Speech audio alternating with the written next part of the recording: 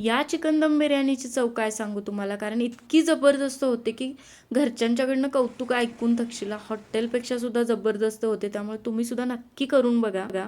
सुरुवातीला बासमती तांदूळ स्वच्छ धुवून यामध्ये पाणी ओतून थोडा वेळ भिजायला ठेवलं.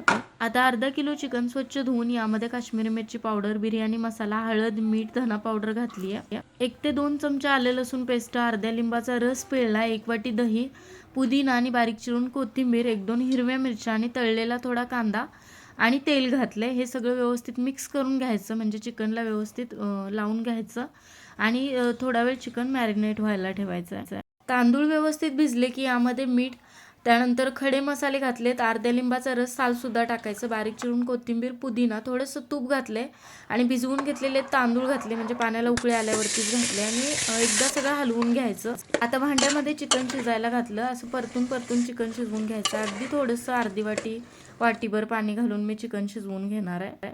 आता तांदूळ सुद्धा बघा 70 ते 80% मी शिजवून घेतला आणि तो एका चाळणीमध्ये पसरत ठेवला. इथे चिकन सुद्धा बघा व्यवस्थित शिजले, म्हणजे 80 ते 90% चिकन शिजवून घेतले मी.